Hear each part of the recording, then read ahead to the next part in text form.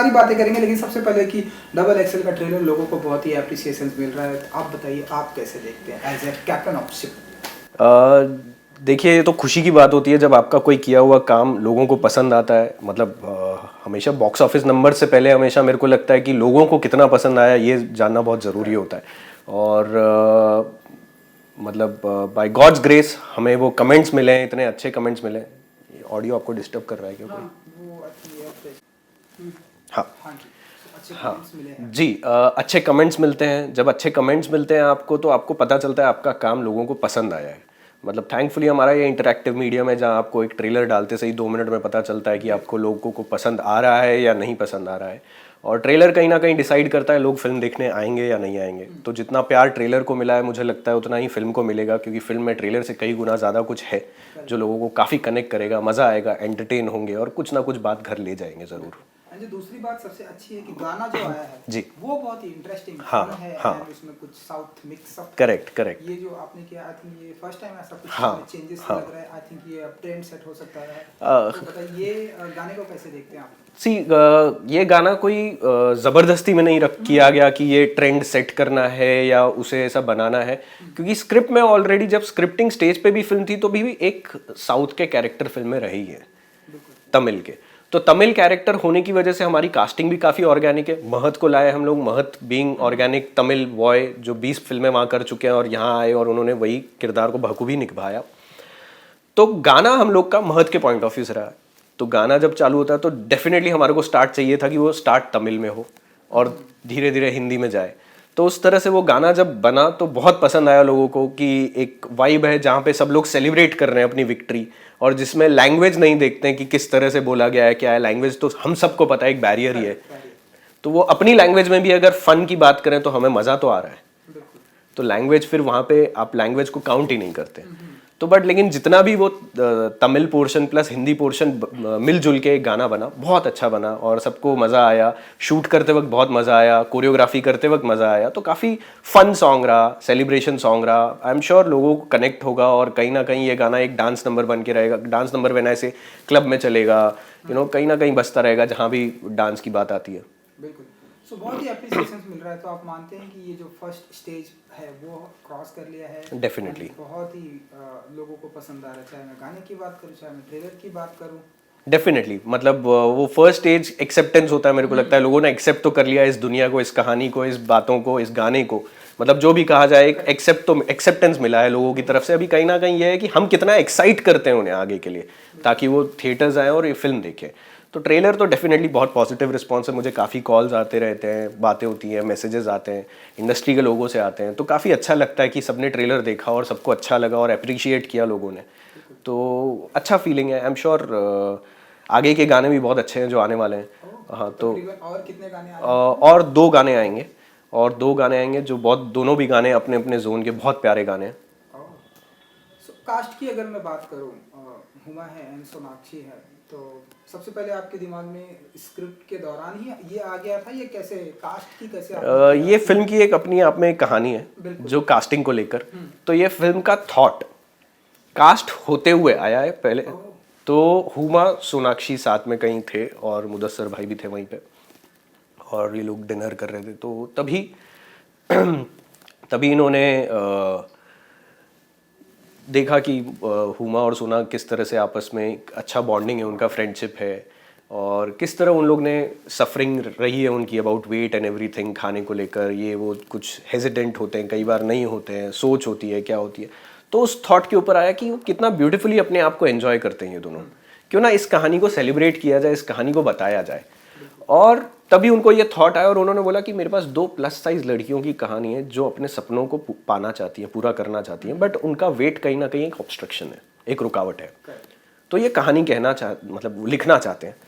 तो उन्होंने हुमा और सोनाक्षी से पूछा और दोनों का जवाब आया, देवर वेरी एक्साइटेड कि मतलब हमसे बेहतर इसे कौन निभाएगा जो ये चीज़ से गुजर चुके हैं, इस बात से गुजर चुके हैं।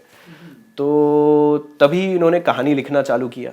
तो पहले ये फिल्म में कास्ट हुए, कास्ट के ऊपर कैरेक्टर्स आए, कैरेक्टर से कहानी बनी, और कहानी से फिर बाद में स्क्रीन प्ले आया, और फिर बाद में कहानी के बाद ही मुझे बताया गया कि ऑफ़र किया गया कि ऐसी एक फिल्म है, करना चाहोगे आप? मतलब सिंस आप इशू बेस्ड टॉपिक्स को एंटरटेनमेंट वे में बता देते हो तो आप करना चाहोगे? मतलब बिल्कुल करना चाहूँगा। जब कहानी सुनी तो मुझे बहुत अच्छी लगी कहानी।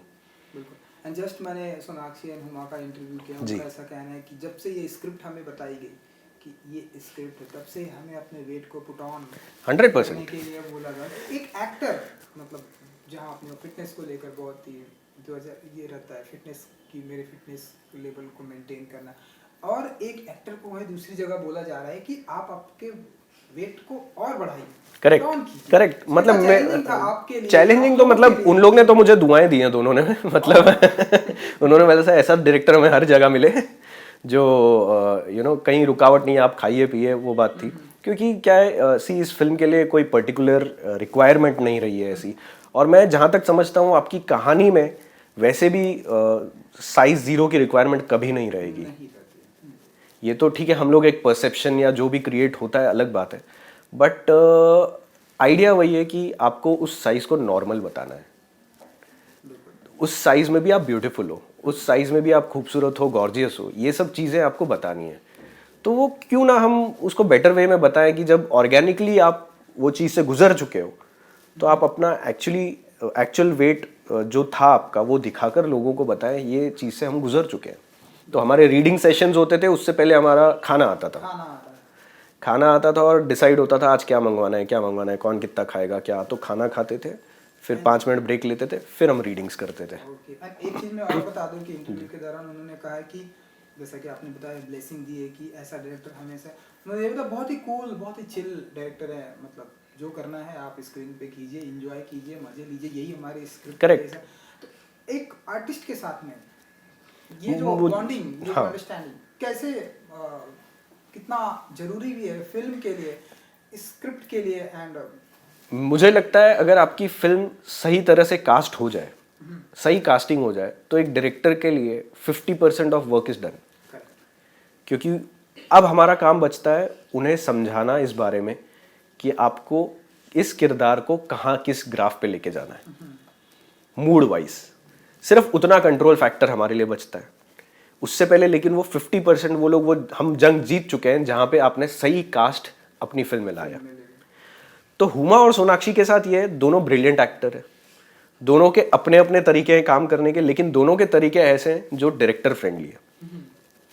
मतलब हुमा और सोनाक्षी को बोला जाता था ये सीन है, आपको क्या लगता है आपको क्या करना है, और जिस तरह से वो बताते थे कि मुझे लगता है मुझे ये करना चाहिए और मुझे लगता है मुझे ये करना चाहिए, और उसके बाद हम लोग सेम पेज पे आते थे कि नहीं इसमें ये ऐड कर सकते हैं, इसमें ये सब्सट्रैक्ट कर देते हैं, इसकी जगह ये कर देते हैं।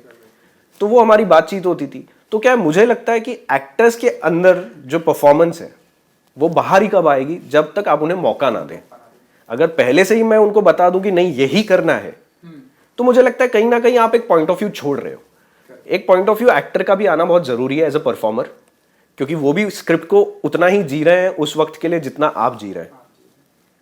हाँ बेशक हम director start to end process तक रहते हैं, बट एक्टर उस प्रोसेस में तो पूरा डेडिकेटेड होता है towards the script. And now मैं यू एंड ज़हीर इकबाल की हमने सुना है कि बहुत ही लंबी कहानी जी। है।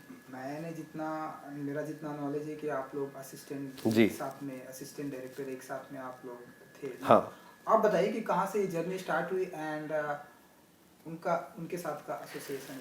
ज़हीर और मैं जयो में साथ में थे। मैं फर्स्ट एडी था और ज़हीर उस वक्त नया नए आए थे इंडस्ट्री में, तो सीख रहे थे चीज़ें। तो उनको वो आते थे पूछने, ज़हीर आता था पूछने ये कैसे होता है, ये होता है, वो होता है। उधर से हमारी दोस्ती चालू हुई। तो हमारी दोस्ती ग्राफ ऊपर गया, काफ़ी समझ में आया, उसको मज़ा आने लगा फिल्म मेकिंग क्या होती है, कैसे होती है, और हम लोग टाइम बिताने लगे एक दूसरे के साथ। हमारी बॉन्डिंग अच्छी होने लगी, एक दूसरे को समझ आने लगी। मुझे कुछ कहानियाँ जस्ट ऐसे ही सुनानी होती है तो मैं सिर्फ फ़ोन करता हूँ, ज़हीर को बोलता था ज़हीर ये कहानी सुन कैसा लग रहा है, फीडबैक के लिए, फीडबैक के तौर पर कहानी सही है या गलत है, या कहानी को कुछ करना चाहिए, कनेक्ट करेगी नहीं करेगी। तो हमारी वैसी बातें चलती रहती थी। उसको कुछ आता था, ये कहानी कैसी लग रही है, ये कहानी क्या लगती है। आई वॉज वेरी हैप्पी जब ज़हीर का पहला लॉन्च हुआ नोटबुक के थ्रू। मतलब मुझे काफ़ी अच्छी लगी वो फिल्म और ज़हीर का परफॉर्मेंस बहुत अच्छा लगा। And I was very proud कि ज़हीर मतलब फाइनली you've reached here। और हमारी हमेशा बात चलती रहती थी कि वो दिन कब आएगा जब हम दोनों साथ में काम कर। तो इस बारी जब हमने पहली बार शूट किया पहले दिन पे, तभी ज़हीर भी पार्ट था, और जैसे ही पहला शॉट ज़हीर के साथ हुआ हम दोनों ने एक 10 मिनट एक दूसरे को गले लगाया और बोला कि हमने शायद ये सपना 8 साल पहले देखा था कि वो दिन कब आएगा जब मैं डायरेक्ट कर रहा हूँ और ज़हीर उसमें एक्ट कर रहा है। तो वो दिन आया और हम लोग ने बहुत मज़े किए, मतलब शूट पे बहुत फ़न किया, एज अ फैमिली काम किया। क्योंकि जैसे आपने पूछा कि एक्टर्स के साथ आपको क्लोज होना कितना ज़रूरी है, क्लोज नहीं होंगे तो मुझे नहीं लगता आपको समझ में आएगा कि आप क्या कहना चाहते हैं, वो आपके एक्टर्स समझ रहे हैं या नहीं। और अल्टीमेटली वो फिल्म के लिए, फिल्म के बेटरमेंट के लिए आपका वो एक क्लोजनेस होना बहुत ज़रूरी है। एंड लास्टली 2 सवाल मैं आपसे ये पूछना चाहूँ। जी। फिल्म की शूटिंग पूरी मुंबई या ओवरऑल और कहाँ फिल्म की शूटिंग हुई है लंदन में और दिल्ली में, ये 2 जगहों पे हुई है। Wow, great. हाँ, तो लंदन में हम लोग ने काफ़ी टफ टाइम में शूट किया जब कोविड था। कोविड मतलब चल रहा था, जा रहा था समझ लीजिए, और बट फिर भी कोविड की वो रेस्ट्रिक्शंस थे, क्वारंटीन थे, ये सब थे, बट उस वक्त में हमने अच्छे से पुल ऑफ किया। और दिल्ली में उसके बाद ओके। एंड लास्टली ये कि बॉडी शेमिंग के ऊपर, जैसा कि ये बहुत ही बड़ा मैसेज है हमारी फिल्म इंडस्ट्री के लिए, हमारी पूरी सोसाइटी के लिए। अक्सर अब तो हम देख रहे हैं कि जैसे कि धीरे धीरे अब लोगों की अवेयरनेस बढ़ रही है, लड़कों की भी बॉडी शेमिंग के ऊपर अब हम देखते हैं, अब लोग ज़्यादा बात करते हैं, लेकिन लड़कियों की कहीं ना कहीं ज़्यादा होती है। एब्सोल्युटली, मतलब मैं ये बोलूँगा अनफॉर्चुनेटली हमारे यहाँ लड़कियों के साथ तो हर टॉपिक पे, हर टॉपिक पे मतलब बॉडी शेमिंग एक बात हो गई, बट हर चीज़ को लेकर, चाहे उनके सपने हो, एम्बिशंस हो, या उनकी, वो तो आई थिंक एक साइड में है। हाँ, वो भी एक लड़ाई चालू ही है। हाँ, वो मतलब उनके साथ हाँ, में है, लेकिन हमारी जो सोसाइटी करेक्ट, है, उनका कहना है कि लड़की गोरी होनी चाहिए। करेक्ट करेक्ट, ये यही बोल रहा हूँ ना, उनके सपनों को भी सोसाइटी जज करती है। तो उनकी लड़ाई तो हर जगह है ही है। लड़कों और लड़कियों में देखा जाए तो वो लोग सबसे ज़्यादा ट्रबल फेस करते ही है और जजमेंट्स के शिकार हैं सबसे ज़्यादा। तो बॉडी शेमिंग को जब भी लिया जाए तो डेफिनेटली है ही है, सबसे ज़्यादा है, और उनको अफेक्ट भी ज़्यादा कर जाती है बातें। जिस तरह से सोसाइटी उन्हें बताती है, बोलती है कि आपको इसी तरह रहना है, इसी तरह से, क्योंकि रूल्स, कई बार ऐसा लगता है कि रूल्स सिर्फ उनके लिए बने हुए हैं, हम लोग के लिए नहीं है। मतलब आयरनी ये हो सकती है कि कोई इंसान, कोई plus size male plus size female को बता सकता है कि तुम्हें इस तरह नहीं दिखना चाहिए, बट अलावा उसके वो खुद होंगे वैसे। तो सोसाइटी तो वो भी स्टैंडर्ड्स हैं हमारे। बिल्कुल चेंजेस आएगा इस फिल्म से हमारे सोसाइटी को। सी भाई, कभी भी चेंजेस की बात जब तो आती है, मैं बोलता हूँ कि हमने चेंजेस लाने के लिए उस तरह से तो डेफिनेटली नहीं बनाई है। मतलब कि हाँ, हमारा ये कोशिश रहेगा कि शायद कहीं ना कहीं वो इम्पैक्ट रह जाएगा कि लोग उस बारे में बात करें। सिनेमा का इम्पैक्ट हमेशा से रहा है, आज से नहीं है, राज कपूर साहब के ज़माने से रहा है, तो आज तक आपको वो इम्पैक्ट रहेगा ही रहेगा। तो कहीं ना कहीं एक टॉपिक, इस तरह के टॉपिक भी वो इम्पैक्ट क्रिएट करेंगे ही करेंगे, और लोग उस बारे में बात करेंगे। जब बात करेंगे तो डेफिनेटली सी बात है, कहीं ना कहीं नॉर्मल होंगी चीज़ें। चलिए, 4 नवंबर को ये फिल्म थिएटर में आ रही जी। है, कुछ कहेंगे आप? मैं सबको कहना चाहूँगा, हमने दिल से बनाई है ये फिल्म XXL, इसे प्यार मोहब्बत दीजिए। 4 नवंबर को आप आपके आसपास के सिनेमा घरों में ज़रूर देखने आइए। Thank you.